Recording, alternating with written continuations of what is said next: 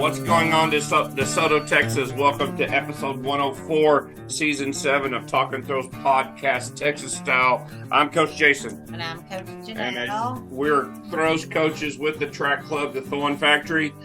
We are actually doing a new website, so hopefully that'll be up in the next couple of weeks. So just be on hold. If you try to search the website, it doesn't show up as of right now. But eventually the thornfactory.com website will be up. So we're excited to get y'all, have y'all have to take a look at it. Remind everybody too that we're gearing up for our off-season training. So if you do have questions when the website is up, you can reach out to us and maybe set something up. And then also to remind everybody about our YouTube channel, the Thorn Factory, Talking Throws. Just search Talking Throws on our YouTube channel and give us a thumbs up. And how many episodes do we have on there? Excellent question. Not all 107. Not all 107. But all of season 4, 5, 6, and 7, I believe. 4, 5, 6, and 7. So you're going to have some good content. Yeah. So be sure to subscribe to that. Our season 7 sponsors, we thank them for what they do for us. Without them, we can't get this stuff out to y'all. So Texas Track and Field Coaches Association, right now, if you go to that website, ttfca.org, that website again is ttfca.org, you will find that the Winter Clinic for 2024 is out January 5th and 6th. There's a link. If you hit the Winter Clinic page, it'll take you to where it's going to be at in the Waco Convention Center. There's discounts at the Hilton and Courtyard Marriott. It talks about the Hall of Fame that's going to be inducted that night at the Hall of Fame down in Waco. So that website again is ttfca.org. Fourthrows.com. Implements price right. Right now you can get Fiber Sports Discus, ATE Discus. Anything that you need in the throwing realm is there. Also too, what's really cool is they have a brand new intro video. If you go to YouTube and search Four Throws, you're going to see a really cool intro done by fourthrows.com. So go check that out. And I'm sure they're going to be doing more stuff on YouTube as well. Ready Up Athletic Development. Zach Phillips is doing an awesome job down there. That website is readyupad.com. Follow Zach on Instagram and Facebook. If you're in the Austin area or anywhere and you need program, and you don't know how to put together a workout program, and you just going in there kind of maybe trying to do bodybuilding exercises, but you need to be doing explosive, exercises for your certain event, whether you're a long jumper, sprinter, thrower, or a volleyball, basketball player, Zach's the guy to put that program together for you. His phone number is 512-507-8347. Fiber Sports Discus. Keep fighting.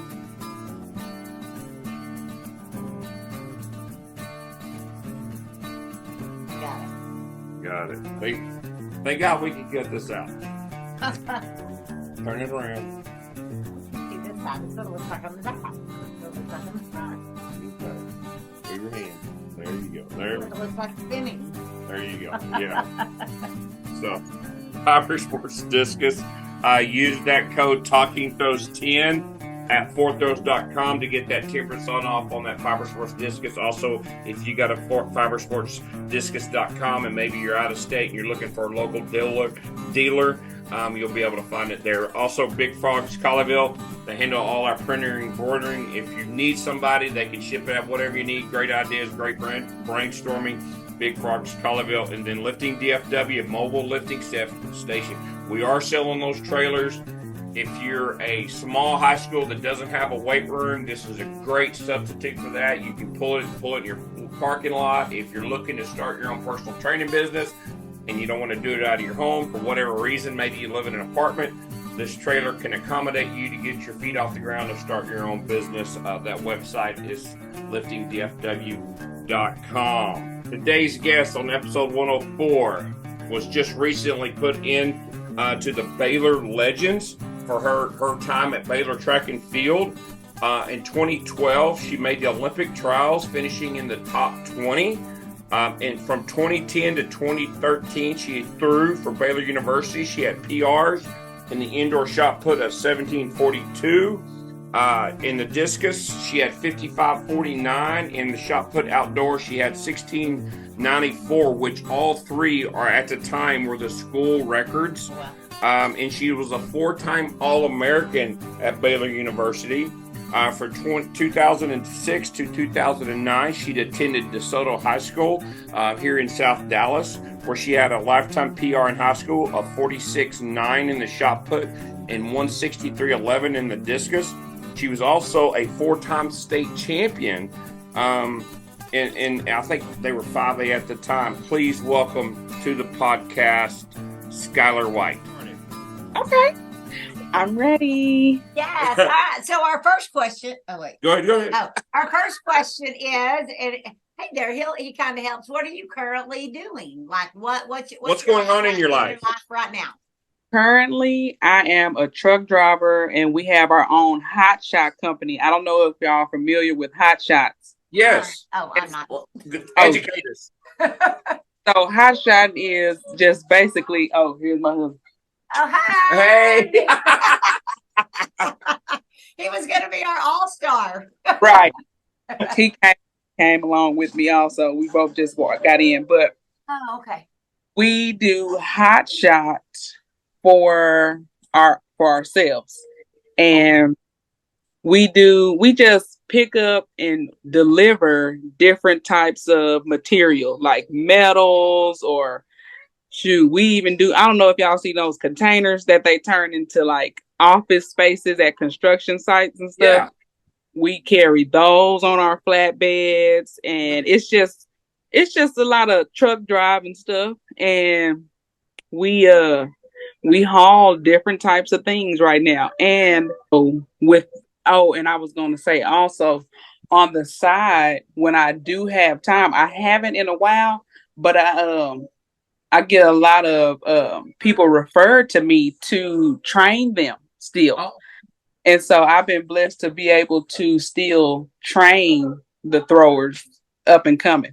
And I had a few since I've graduated, and I've always felt honored, but it was just I worked with them for a few years, and I even had a new young man that was referred to me, but I haven't had a chance to set up a schedule with him just yet, but eventually I will, so I can help the throwers. Since I was a teacher and my plan was I was going to do elementary, but I was like, I want to be out there with those throwers, and I want to help them also. And I was like, ain't there a way I can do elementary, like teach the kids in elementary, ELAR, and, coach after school. But they didn't work it out for me at Waco ISD. So I had an opportunity, and I attempted to, but I don't know if y'all are familiar with the signing for the teachers for the new year. They have us sign a contract before the year is up, to let them know if they have to do a teacher search through the summer. Right. And so I had already signed my contract with my elementary school, but I was offered a position at the University High School here in Waco to be a SPED teacher and coach. And I took the test, and it was a way out of my contract, but my principal, he didn't want to release me. I passed the SPED test the first time. I was ready. Yeah. I was going to go up there and teach those throwers and hopefully bless them with enough knowledge to be able to throw as far as they possibly can to get a full scholarship like I did. Yeah. So that's what I do ultimately, but I didn't get an opportunity to do it, but it's not too late.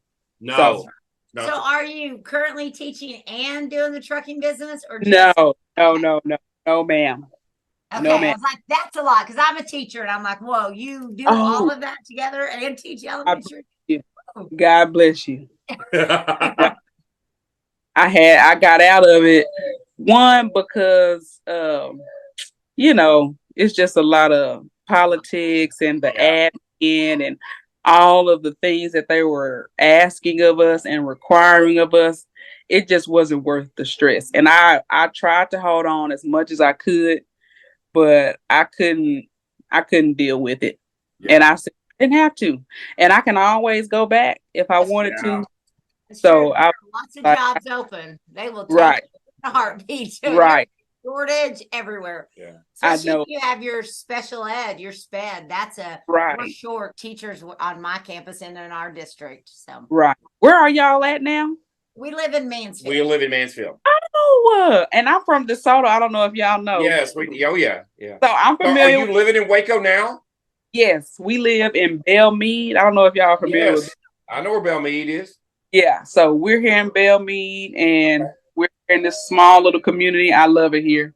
Yeah. And this is where we're at. Is your now. husband an athlete? Did y'all meet at Waco in Baylor? No, I actually met him when I was working as a teacher's aide at the juvenile. Oh, Okay. He okay. was of the JCOs, JSOs. He was the security guard in the classroom. So I didn't have to deal with anything because of him and his coworkers. So if a student acted up, they were out of there. They were pretty good for the most part. I didn't have any problem with the kids. So That's we awesome. did really well. They were actually working there was what actually inspired me to become an elementary teacher, because so many of those kids that came in, regardless of what they did, I never wanted to know what they did. But Yeah. regardless of what they did, they were all behind like 2 or 3 grade levels. And I couldn't believe it. And it hurt my heart. And I would sit there and I would say, can you read that for me on the screen? Because everything was online. Yeah. And they were like, I don't know what that says. And I was like, oh no. And they were like 13 years old, 14, 15. And I couldn't believe it. And I was like, I have to go back. I have to go into education and try to stop this early, though. I wanted to get it early. And so I said, let me become an elementary teacher. And I was an English language arts teacher. And we helped so many kids. And the funny thing is, I transitioned from the juvenile after I got my certification as a teacher's aide. I went to Waco ISD's alternative school. Oh. See? It was even better. Yeah. Oh, Lord. Can you hear that? Can you hear my... No, I can hear him. I can hear them a little bit, but are they okay? Hold on. 1 second. All right. Oh yeah, you're fine. You're fine. You want me to bring him in here? He'll probably be quiet with us. He's You've been gone all day, Mama. right. Yeah. Well, we'll try to make this quick. So That was not the plan. I am so sorry. no. You're good. You're Cannot good. You're control good. the ones. So all right. So you just got put in as a Baylor legend for Baylor University is what you did in track and field.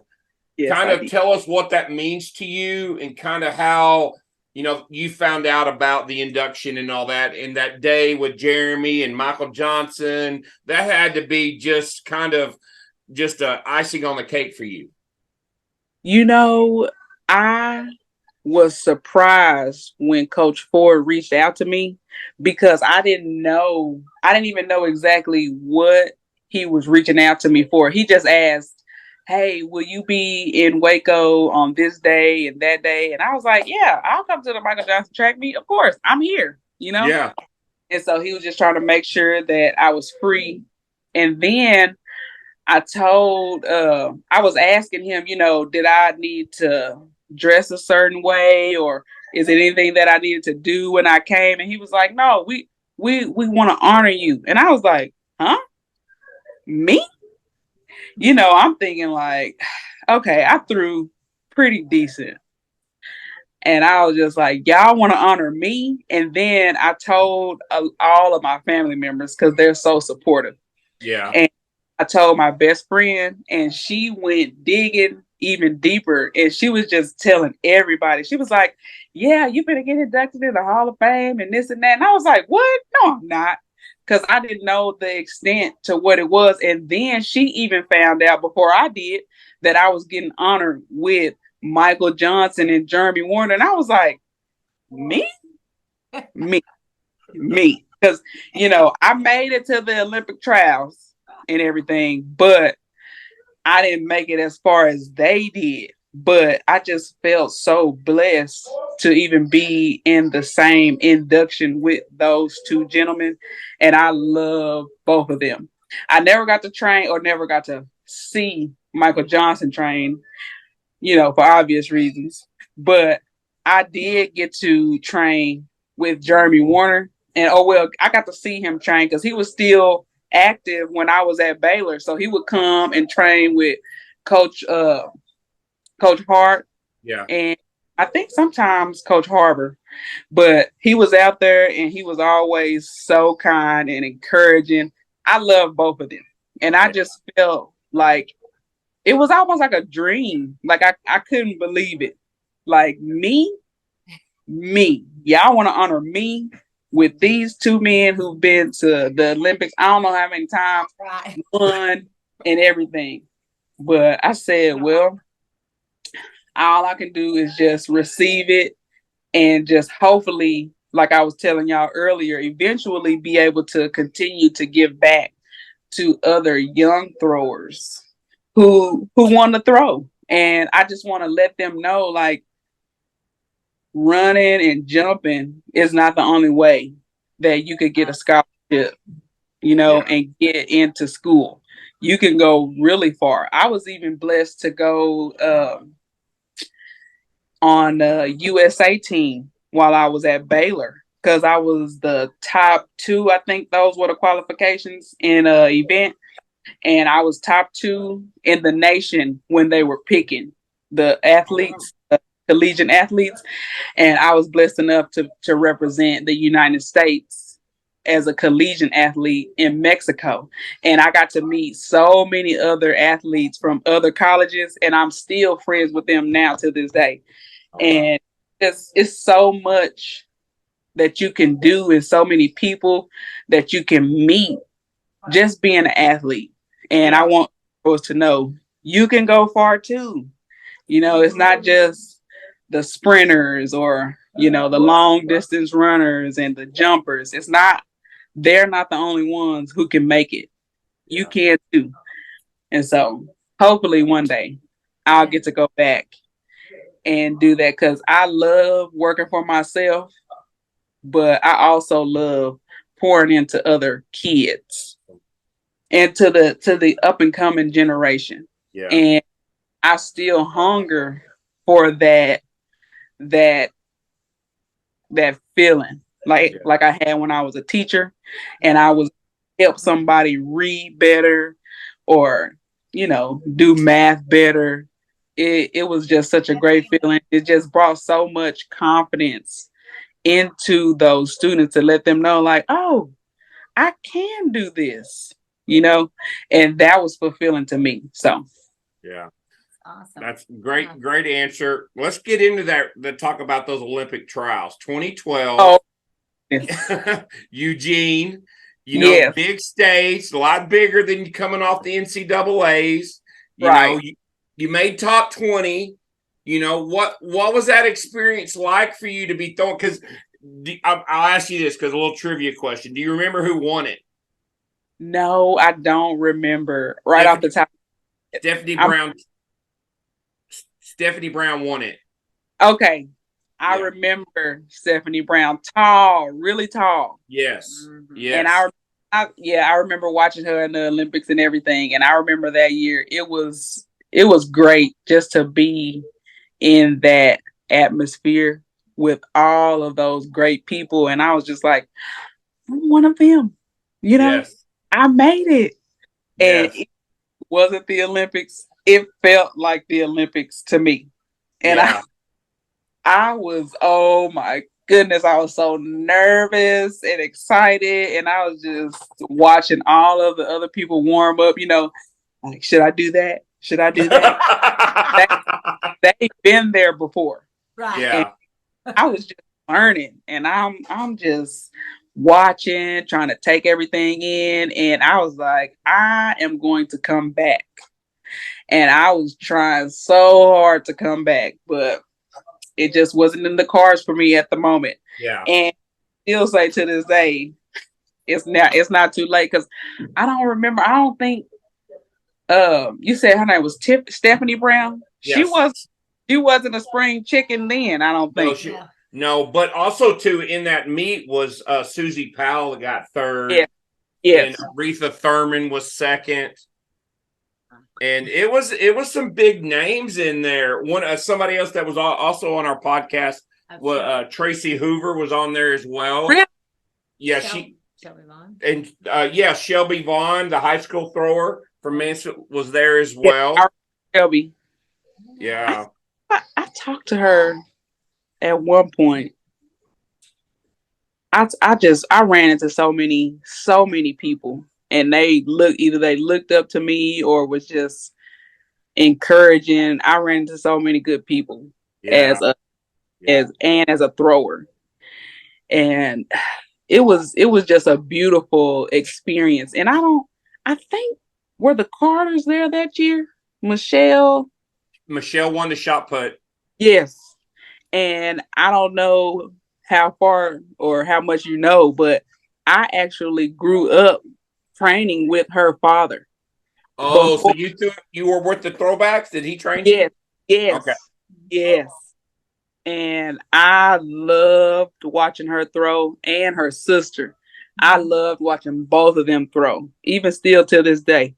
And I just looked up to them like they were my big sisters. So it was, being at the Olympics was nerve-wracking, but it was also exciting. And just seeing her and knowing her, it was comforting also. And it was, I just couldn't believe that I was finally throwing with her. The Texas Track and Field Coaches Association. Coaches education through our annual winter clinic, the state's #1 track and field clinic. Texas Track and Field promotion, our postseason Meet of Champions, lobbying efforts with the state's governing bodies, the Texas Track and Field Hall of Fame. If it involves Texas Track and Field, we're at the forefront. Join our mission in continuing to make Texas Track and Field the nation's best. Yeah. So I was just in awe, and I was excited. I'll never forget. I think about it all the time. And my husband, he'll joke with me and stuff. Like when we watching stuff, he'll be like, "You miss it? Do you miss it?" And I'll be like, "Heck yeah." Yeah. But if you're a college athlete and you compete at that high level, there is always a little bit that you do miss. I don't care how old you get. Yep. Yes. And just, I try to recreate some of the workouts that I used to do, but it's just not the same, because you don't have your coach there, you don't have your other teammates there, but it's just, you try to recreate that stuff. And, me, after having 2 babies, I'm trying to get back, yeah, get back to what I used to be. But Now, correct me if I'm wrong, that was 2012. You still had another year of eligibility at Baylor, right? Yes, I did. I had another year of eligibility. So I finished out that year. And it wasn't a great year, but I don't remember. I'm horrible at remembering stats. I got it all down. I got you stats. But I did okay. It wasn't a bad senior year. And I continued to throw as a professional that next year too. Oh, you did? Okay. And it was rougher than I thought. And I think if I would have continued to push, I know I would have made it further, but I just got discouraged in the beginning because I didn't know that it was so difficult, to get into certain meets, and I didn't know the money that it took to travel and all of that. And it wasn't the same, like I said, and you don't have teammates really as a professional in track anyway. You might run into them at like a Nike event if y'all sponsored by the same people, but it's not the same. Yeah. And it got a little bit discouraging, and I just said, I'm gonna just go work. I'm gonna go and pour back into other people to hopefully make it further than what I did. Yeah. One thing I do want to point out that for people that listen is you made the finals in the discus and threw 176.10 over almost 54 meters. But let me point the fact out: if you would have threw 54 meters in the trials, that would have made the finals. Yeah, and I tied. I know at the where did I tie? I tied with third place, and I think her second best throw was better than my second best throw. I don't remember what track meet it was, but I know it was an important one. And I was so distraught. I said, "Scott, you could throw farther than this." But that's all, in the past. That's all the lessons you learned from it, though. Right. Like you said, right. Lessons you learned from athletics. During your 4-year career at Baylor, you had some pretty high marks. You were 4-time All-American. You threw 189. You threw 57.2. A little bit about shot put. Were you a glider or rotational? I was a glider. I could never get the concept down, even though I feel like I would have been better at it if I would have actually trained for it. But because I had been a glider for so long, I just stuck with it because I did attempt at practice. I did. Yeah. And it wasn't for me. I don't know. I'm so used to spinning I was so used to spinning in discus. I just couldn't the feel of the difference where the weight is. Yeah. It was. But that spin in the discus, I loved it. I get the chills talking about it now. Cause discus was my baby. Really? I love the discus. And sometimes I'll catch myself till this day, no lie. I'll do a drill or two in the house just to see if I still can, turn in the kitchen. and place my feet in the right place at the right time. So I still do it. I still have my shoes. I still have some implements that I had collected over the years or was given to me. And so I used to go out and just throw, but I don't anymore. But I have a niece who hopefully she'll get back into sports. But she is in Frisco.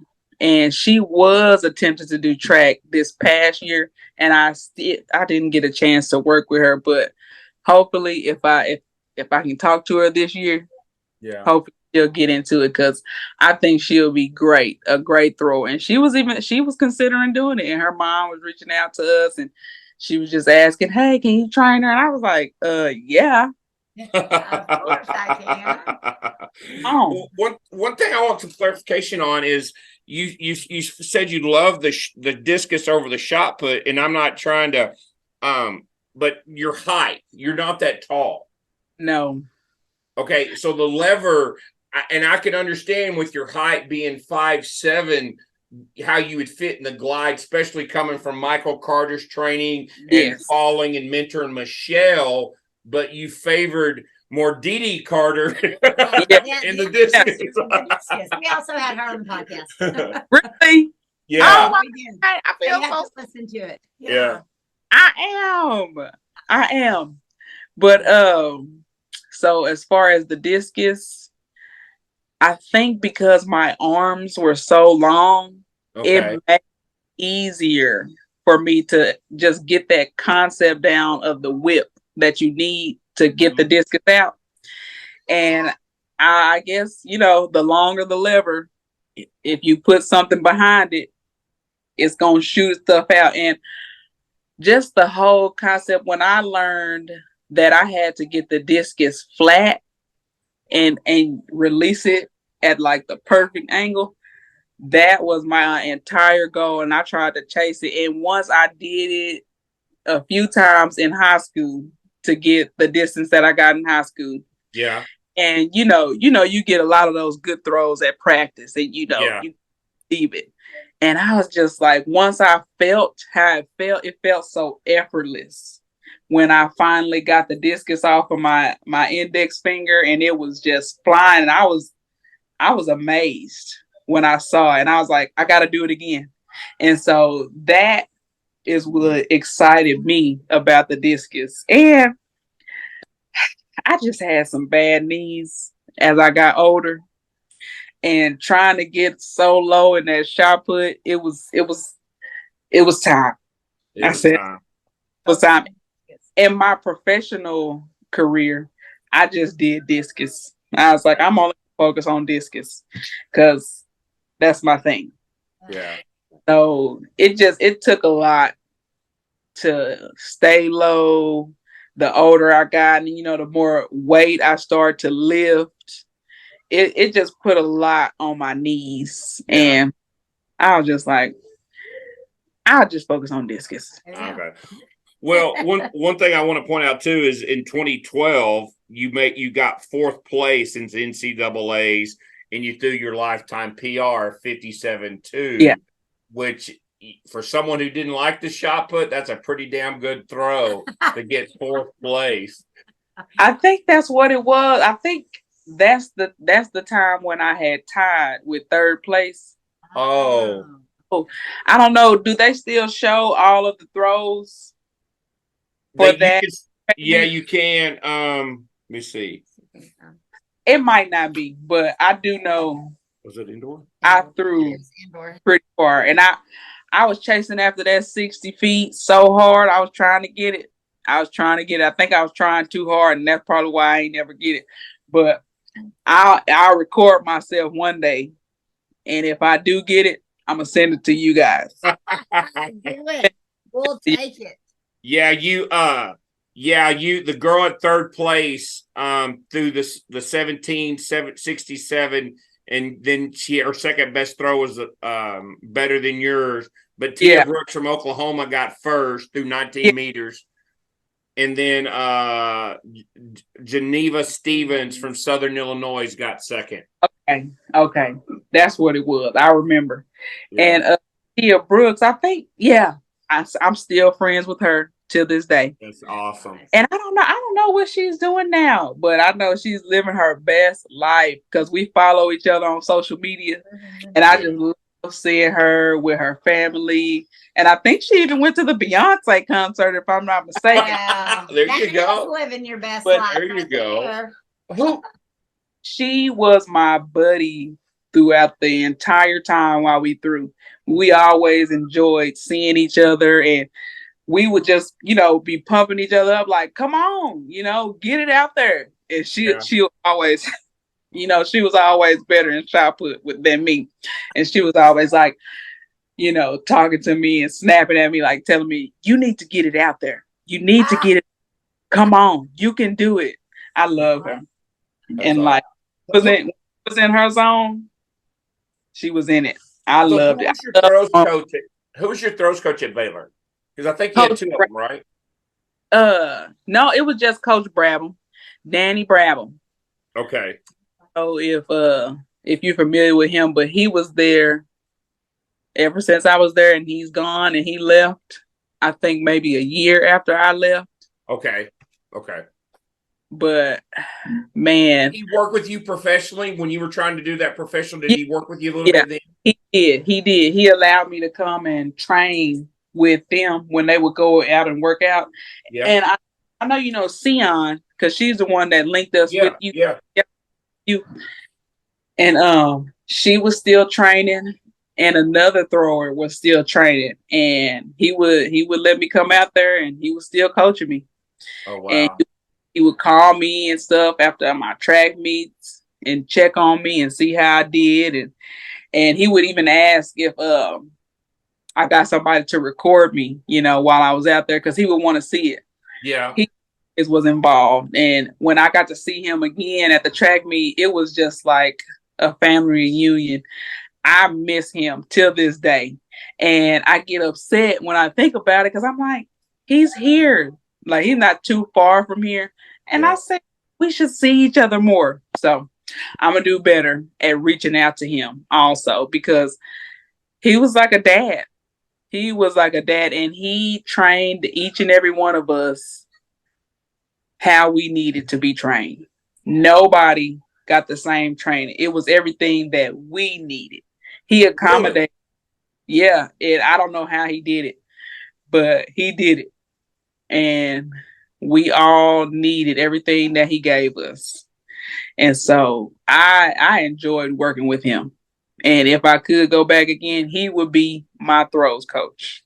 Wow. Sure. Is He there was still, so is there stuff that you use to this day, like maybe with your own kids or in your hotshot business of life lessons that he taught you, back at Baylor? yeah, he was like, no nonsense, but he had fun. Yeah. And said, go have fun. Whatever you do, have fun. And that's what my mom said too. And it was amazing to me that both of them were saying the same thing to me, because that just let me know there is a God, and he wanted me to know that.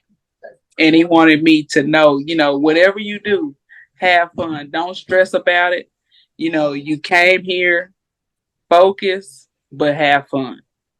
Wow. And when I guess he knew that I was hard on myself. And so he would always try to joke with me and stuff. So if ever I see anybody now like stressing out about anything, I always try to joke with them, to lift their spirits up, because it helped me to be a better person. Yeah. And not think so much into this sport that it was really created to me for fun, to enjoy. You can train, you can compete and meet new people and just try to be a better thrower, but not only be a better thrower, but be a better person also. Awesome. So he taught me to make sure that whatever I do, train and have fun. Awesome. And take it serious when you're practicing, just focus, but don't stress. Right. Make it enjoyable. And so that is one thing that I know for sure he taught me. And I was a little silly, so he didn't have to tell me, hey. He didn't have to tell you too much to have fun. You knew how to do that. Right. But So, you got to focus. yeah. So looking at your career at Baylor, and I know he may have some more stats questions. What would be your best memory of why you were out of the 4 years? Was it a meet? Years, yeah. Hanging with a roommate? What's something that, as you've been removed from it for a while, you're like, oh, I remember that about being a college athlete at Baylor? Don't say anything about going to Georgia's or anything. Right. No, not going to Georgia's. Just hanging out with my teammates. And what I remember the most is when we were working out and we would have a tough workout. I just remember feeling so much encouragement and love and support during the workout from my coaches and from my teammates. Like, even the sprinters and the jumpers, like, they would see us doing our workout and they would holler out, something like, keep going, Skylar, or, something like that. And I'm getting the chills just thinking about it. But it was just, I'm crying.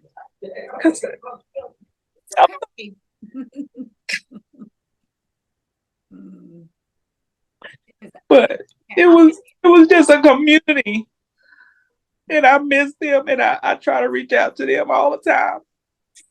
But I'm so sorry. No, you're good. Don't be sorry.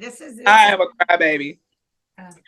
But those are the memories that I hold on to, because it was such a strong community.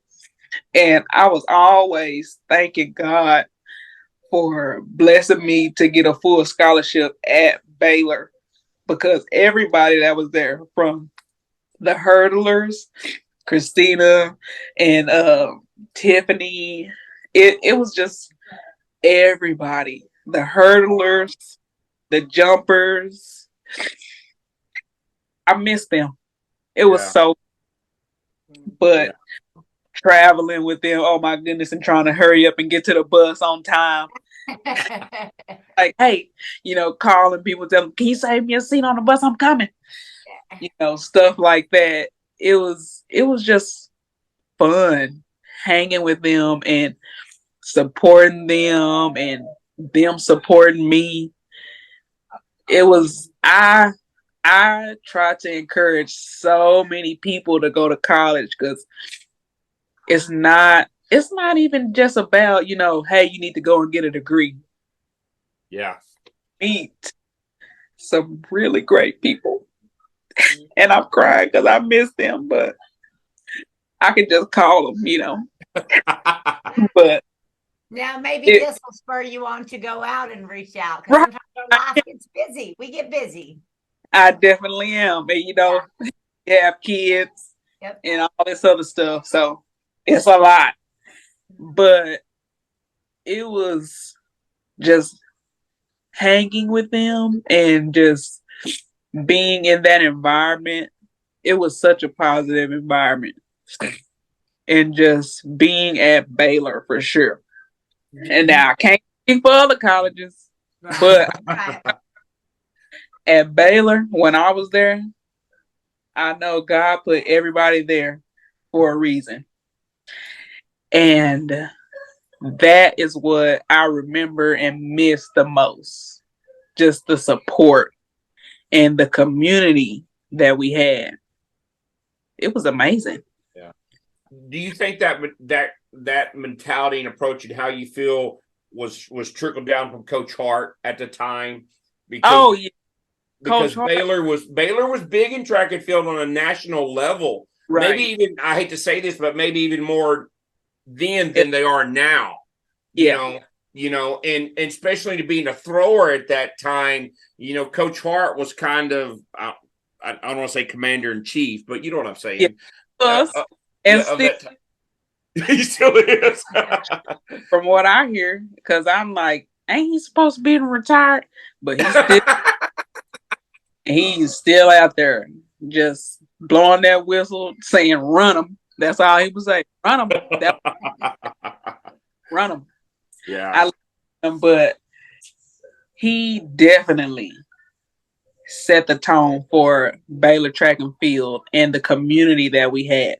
And I never felt left out. And I would talk to a lot of the throwers and stuff from other teams. And I would be like, I don't have that problem where I'm at. I get all of the support and love and whatever I needed. Yeah. Whether it's merchandise or support, anything, I got it. And that is another reason why I felt blessed to be at Baylor, because I know they were really known for, the 400, the runners, Yeah. And I don't know, I guess, like I said, it was God's timing, but we actually I was able to put throwing on the map from Baylor. Yeah, you did. To help, because I know Brittany did a lot too before. Brittany Devereaux. Yeah. That's her name. How you say her name. You're right. And she was an awesome thrower. And whenever she would come back, she was so sweet. And I was like, man, I wish I could have trained with her. But it was definitely Coach Hart. He set the tone for the community. Yeah. And like I was saying, like, I never felt left out. And Coach Hart, Coach Harbor, Coach Stacy, Coach Ford, all of them would take time and come and encourage me, for sure, and other throwers.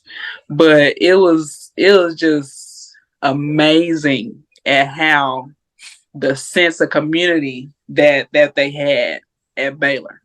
Wow. And it brought me to tears. Yeah. About it. Yeah. So if we can move, I reflected on that before.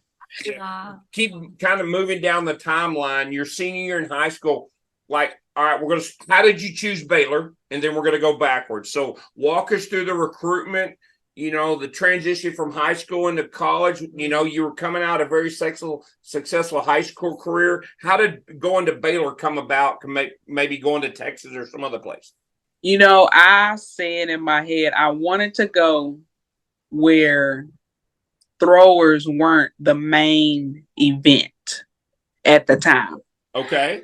I knew, Oklahoma already had, throwers on lock. Yes. And I think Texas already had a thrower that was up and coming. Mm-hmm. And I don't remember who it was at Texas Tech. But this is a story that I don't think I ever told anybody. All right, we're ready. I went for a visit to Texas Tech. And this was after I had verbally committed to Baylor. Oh. And I was just like, I'll just go and visit, since they keep calling me. Yeah. And I was like, it's just a verbal commitment. And I even said, I was like, I'm going to Baylor. So I already know. But I was just like, I'll go and give them a chance, just because. Yeah. I went and I had a good time. They show you, so much stuff and bring you so much stuff and tell you so much stuff. And I was just like, I think I probably need to go here. And I was just like, I was talking to my mom when we were leaving, and she was like, just call him. And I really felt bad because Coach Brabham had actually just came to my house. I don't remember exactly how far apart it was from the visit and when he came to visit my house.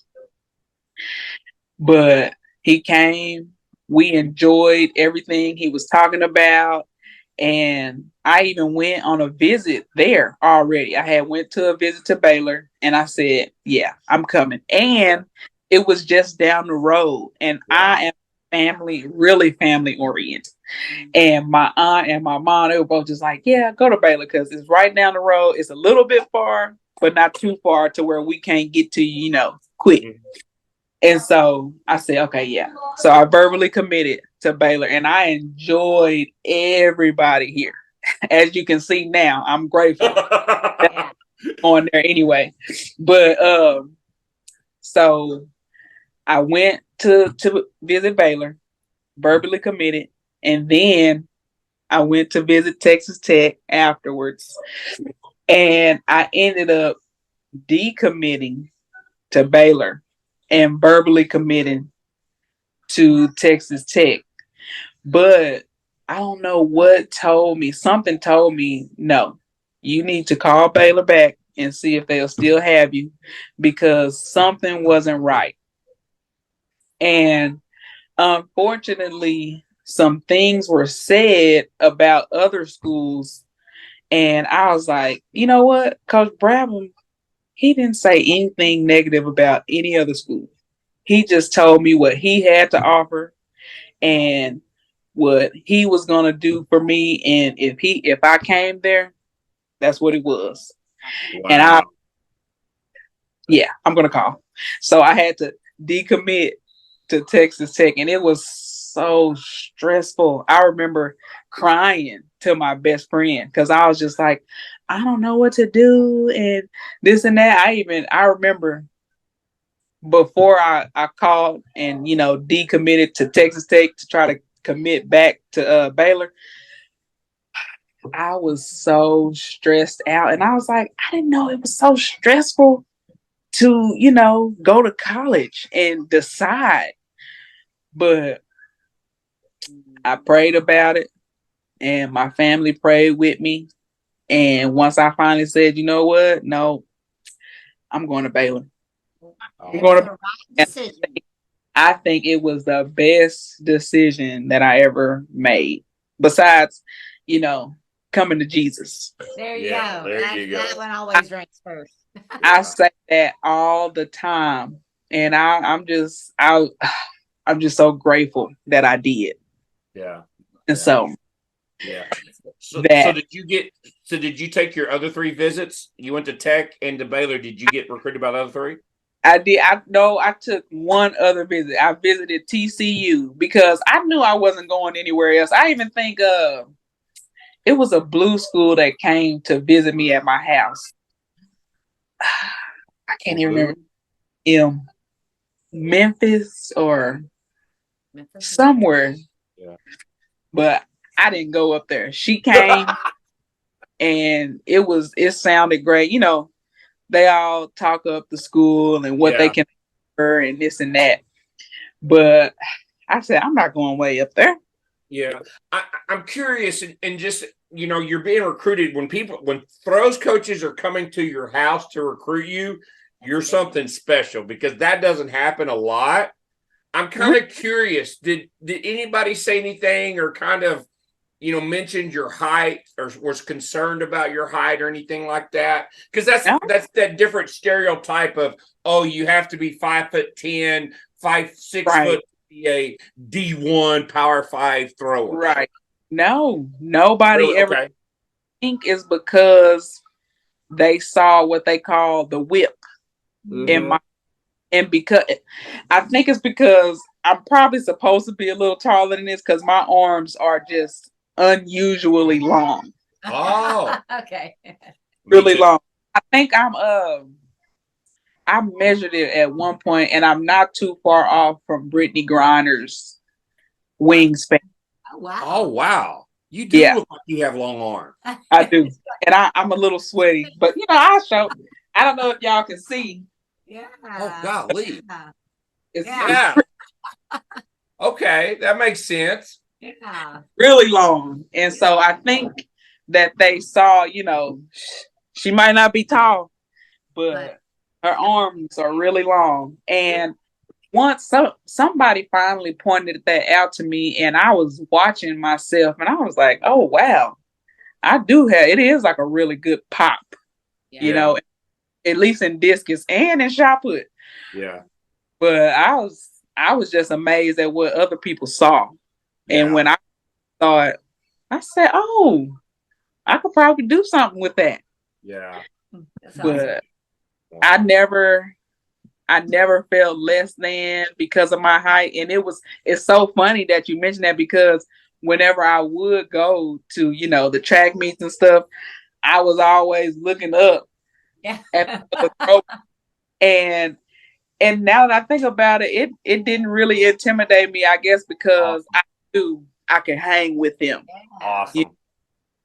And so, but it's so funny. It's so funny that you said that because looking back, even looking at some of the pictures, even when I was on the podiums and stuff, I would probably be in second place and the third place would be taller than me. And like, I am short. Anyway. That's awesome. But you were on the second place medal. Yeah, there you go. Right. So thankfully, I was hanging with the big dogs, as you say. Yeah. So what does it mean to you to be DeSoto Eagle, coming from that school, 4-time state champion? I have so much pride when I think about DeSoto Eagles, especially my track team. It was, you know, my head coach that was at DeSoto, he actually trained and went to Baylor. So when I went to Baylor, the workouts were way more intense, but I was familiar with everything that they had us throwers do. And come to find out, other college athletes that I would talk to at the track meets and stuff, they didn't do the same thing that we did. They did strength and conditioning, but it was like at DeSoto, they had us running.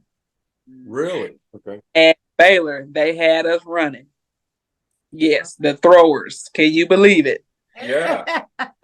So it was, I said, and you know, DeSoto was green and gold. And I was like, it's just destined, you know.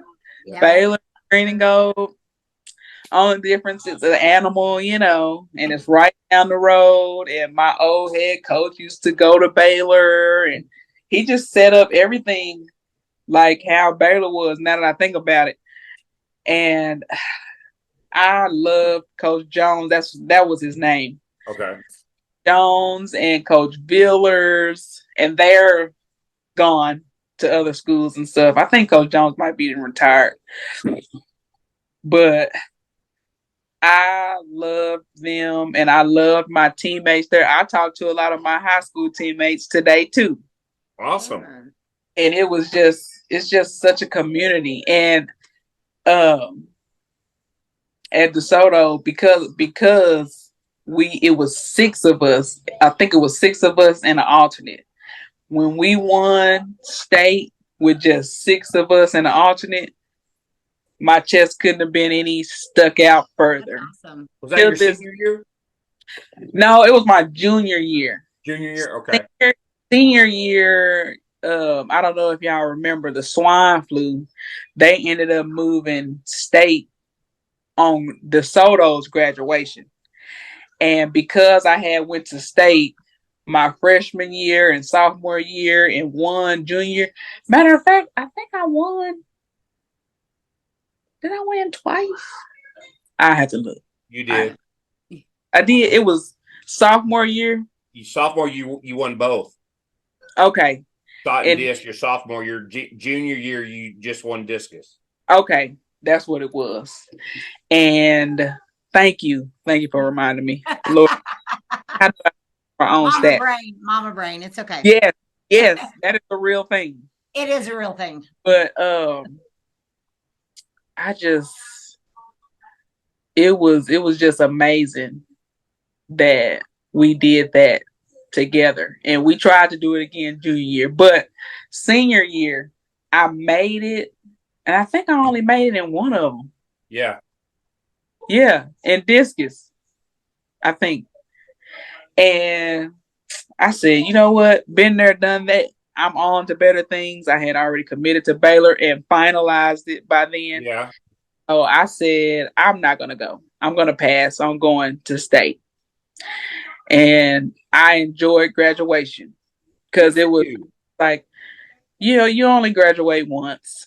And on top of that, a lot of my other teammates, they said that they were going to stay too. So we ended up all just going to graduation, if I'm not mistaken. I think one of them might have went. Bad memory. Mommy brain.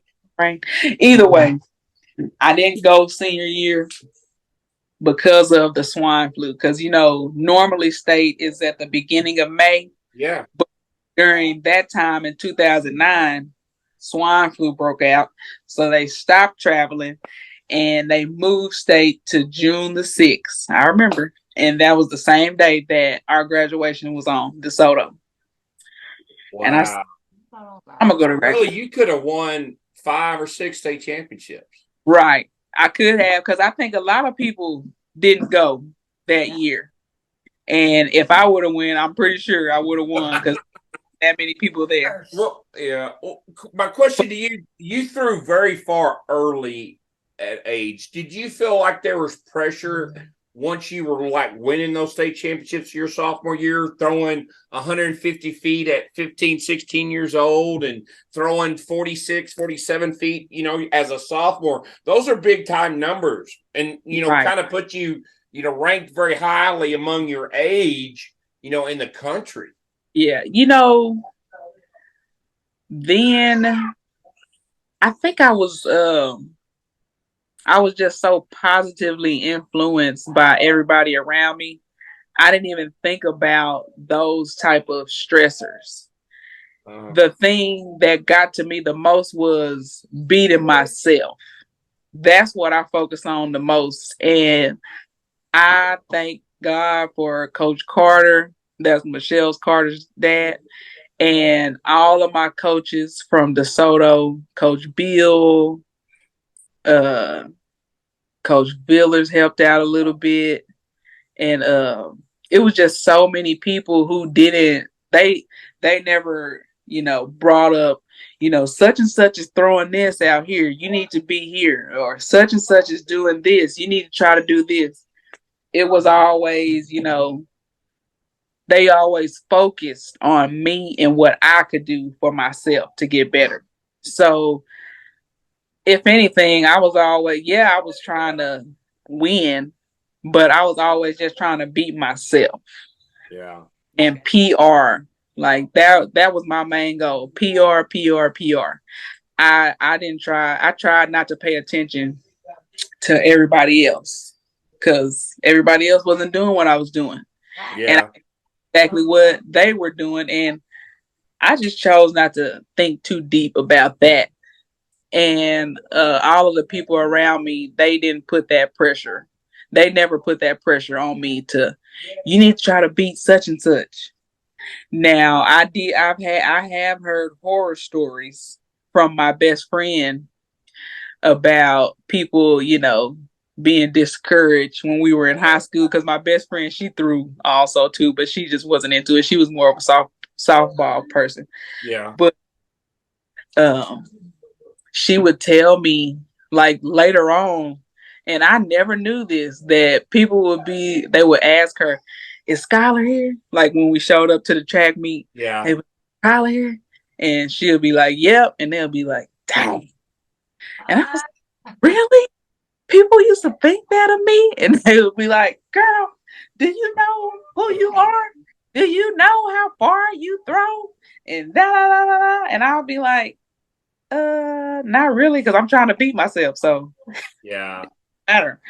Yeah. But other people apparently, from stories from other people, they were, I guess, stressing about me. But I never knew it because I was, I'm so friendly, and the people that I was throwing against, how I was telling you, me and Tia used to encourage each other. That's what I was always doing. I was coaching and throwing because I wanted people to be, their best selves too. Because I know how good it felt to beat my PR. So I always wanted other people to beat their PR also. And I don't know, it just happened to be that I will win. And I was like, oh, thank you, God, but I got to throw farther. I was like, I got to throw farther.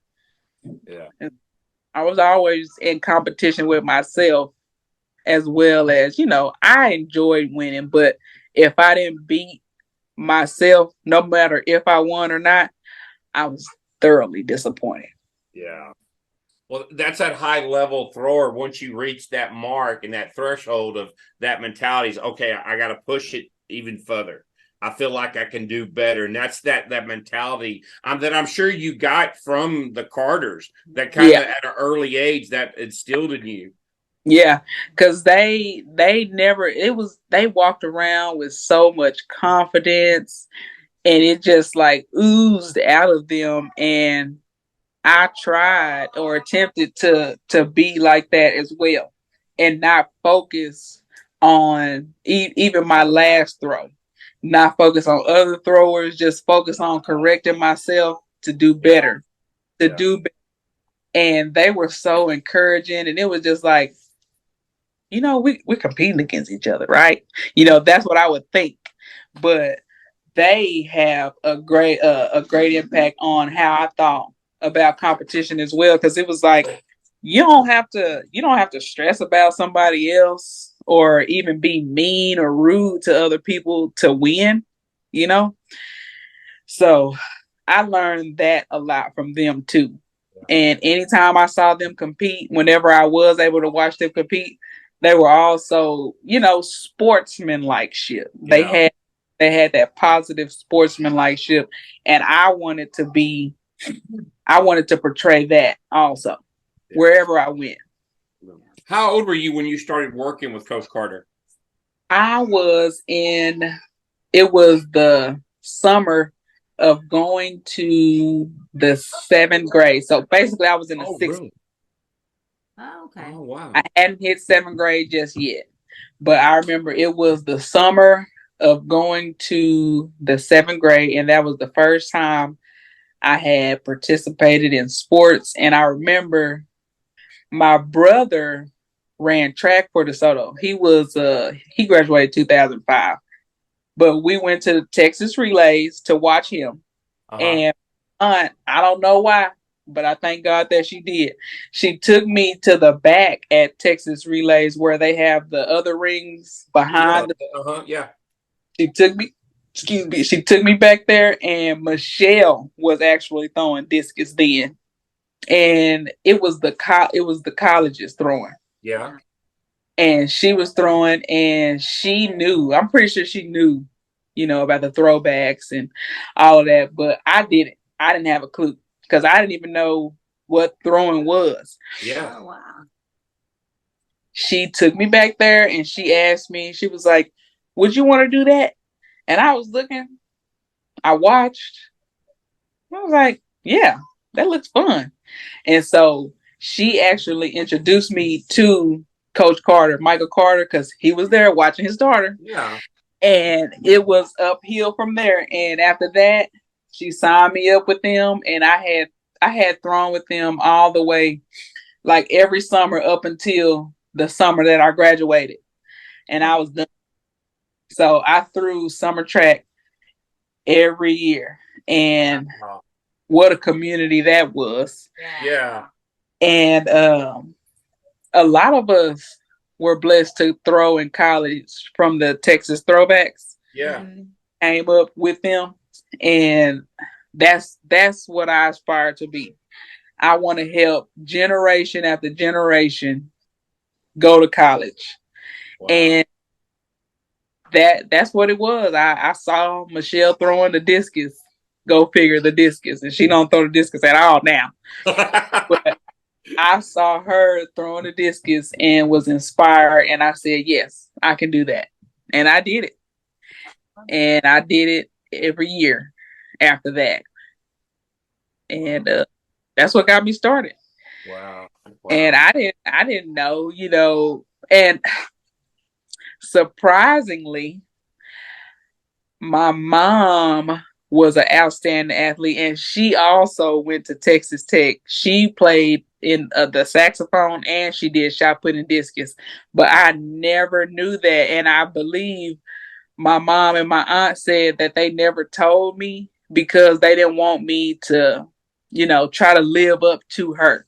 Because from what they told me, she went to Hobbs, New Mexico. My mom did. And she threw shot put and discus. And I believe she still holds her high school shot put and discus record till this day. Wow. I have to look it up. Yeah. But I know she holds one of them. And you never knew that. When did they tell you that? Like after you became a thrower or after college, yes, or what? When I was in college. When you were in college. Yeah, I didn't know until, after my young throwing career. I guess they didn't want me to have that pressure, but I never knew. And my mom actually had some trophies and ribbons and stuff hidden in our house, and I never saw them. But and she didn't want me to feel pressure to do it just because she did it. And my aunt said the same thing. They was like, we want you to do it because you want to do it. And it was surprising to me how great she was back then too. Oh wow. And I was like, y'all could have told me, I would have still did what I had to do. See, I think your mama told your aunt to take you to the discus ring to watch Michelle. It was premeditated. And you thought y'all were getting like cotton candy or something. Right. We were going back because my brother, he was not a thrower, and there's no jumps back there. Yeah. So no other reason to go back there. Yeah. I'm gonna go back and prep Bevo. Right. I'm gonna ask her now to this day. I'm gonna ask her, why did you take me? Is that their plan? Sure, it was their plan all along. Right. For sure. That's a good observation. I ain't never think about that. So, y'all might be on to something. Do you think you're gonna teach your kids to throw? Oh yeah, absolutely. But my thing is I want them to see. I want them to see it. So I try to take them to basketball games, even now, football games, hockey. We haven't been to a golf tournament just yet. That's But- not really entertaining at their age. Right. I just want them to see, the sports world. But I don't want them to feel pressured to do it. And I plan to ask them before we do it. I'm saying, you see them doing that? You want to do that? Try that. Yeah. If they say yeah, sure. But if not, hey, no There's pressure. Lots of other opportunities in sports. There's a lot of them out there. I'm sure you drive up and down 35 next to Baylor. It has to warm your heart to see McLean Stadium right there on the river, but behind that track and field complex on the river right across from the campus. Man, that is beautiful. I say we joke about it a lot. Like my old teammates and stuff. We say, now, why didn't they have this while we were here? Mm-hmm. So we be like, y'all got it good. Y'all don't have to drive off campus and this and that, But it's beautiful. I can only imagine the memories that they're making there. And Wow. and the McLean Stadium. Oh my goodness. And it's funny that you said drive up and down 35 because I also drive up and down Clay Street, which is where the old football stadium was. Yeah. Uh-huh. And track was, and I just can't believe that it's gone. Mm-hmm. And that hurts my heart because that's where my memories were. Yeah. It is warming to see the updates that they put on, and it's just like I'm so glad that they finally changed that because I don't want the other athletes to have to go through what we went through to get to practice. Yeah. But it's beautiful. It is a beautiful stadium. And I need to go out there and work out sometime and take my kids. Yeah, for sure. To put my feet on that track. Yeah, there you go. There you go. Well, Skylar, thank you so much for being on. One thing we want you to know, I think because I checked, and I'm thinking you still hold the 3. I don't know how accurate it is, but I just want to make you aware you're still the shot put indoor record holder. I think the discus somebody broke it. Oh, there you are. There you go. Light on. So dark. And I think you're still the record holder for the shot put as well. Oh yeah, at Baylor. Yeah. Mm-hmm. And I'm also the discus. I still have my discus record in high school. Oh, you still have the discus record in high school? Okay. Okay. I could not. It was so hard for me to get 47 feet in high school. But the record at my high school for the shot put was like 46 something, or it might have been 47 something. And I just couldn't get it. I tried so hard, but I still have the record in discus. Good. Still have the record. So, there you go. 10 years later. So I'll take it. Yes. Yeah. Well, you surely are a Baylor legend. I want you to know that. But also, too, you're a legend with your heart as well. You got a kind heart that comes across the screen very well through the computer. Y'all are awesome. Well, thank you so much. Well, you're awesome as well. God bless you. Sick 'em Bears. Bears. Have a good evening. So much. Y'all have a blessed evening. Okay. Bye-bye. We'd like to thank Skylar for being on. Just what a good soul she is. You could just tell that she had a great passion for life, being a mom, passionate about her current career. And I think that foundation from that passion was started at Desoto and carried through at Baylor University. And to know her place as a thrower at Baylor University during that time when Clyde Hart was a big name in the 400 meters, and to be now a Baylor legend going in at the same time with Jeremy Warner and Michael Johnson is just, it goes to show you what kind of career she had at Baylor University and what kind of thrower she was. To be a 4-time All-American in basically 2 different events and be able to be talented in both is at a high level, just to go show you what kind of talent she was, and to have great coaching, through a young age, like with the Carters and what they instilled in her. It just carried her forward. Yeah, and she got emotional there at one point, but that goes to show you what you learned from sports, the families, the people who aren't involved. If you're not, whether it's sports, band, something that you find to plug in at your high school or college, you make friends for life when you do those things. And she's a busy mom right now, so doesn't have time to sit and think about what all of those relationships meant. So I know that being able to do that right now was really a big deal for her. So that's awesome. Got anything else? Nothing at all. So, all right, we want to thank our sponsors for season 7, TTFCA, Texas Track and Field Coach Association. Go look at their website. All the things for Texas Track are on there. Winter Clinic in January. Schedules coming out for 2024. Schedules, all that stuff. So start looking at that. 4throws.com. Quality implements priced right. Use the code TalkingThrows10 to get 10% off. If you're in the Austin area, Ready Up Athletic Development. Reach out to Zach Phillips. Follow him at Ready Up. I think I know this. Ready Up on Instagram or on Facebook. If you're looking for some training, and he has the basic throw strength program on the Train Heroic website. So if you're looking for something to do, we're in the track off season right now and need to really train for that. So if track is your main sport and you're a thrower, man, you need to give Zach a call, because right now is the time when champions that are going to show up on the medal stand in May is when they're being built. So reach out to Zach Phillips, look up that. It's on Train Heroic, and it's called Basic Throw Strength, and use the code THROWS10 to get 20% off. Hello, Talking Throws Texas podcasters. I'm Bruce Caldwell. I'm here today to introduce the FiberSport Discus. Yes, many of you thought I only made great vaulting poles. I have been bringing quality discuses to the throwers' hands for over 40 years. First as Cantabrian USA representative, then for the past 10 years as the Nelco Discus distributor. I introduced the yellow-plated discus for the plastic's best durability. If your FiberSport discus breaks, we replace it. Our studies have reached into the science of using a wind tunnel and adding microchips to the discus to find the spin, the gravity, the flight stability of the discus. We have found it's not about rim weight anymore.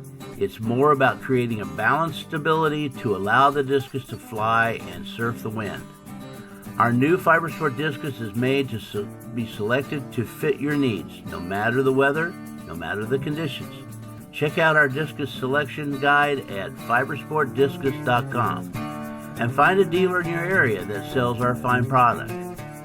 Thank you, Jason and Janelle, for allowing me to talk with your listeners on Talk and Throws Texas Style. And then Big Frogs of Colleyville for all of our printing. So check them out. And then we're wearing our red Lifting DFW shirts today.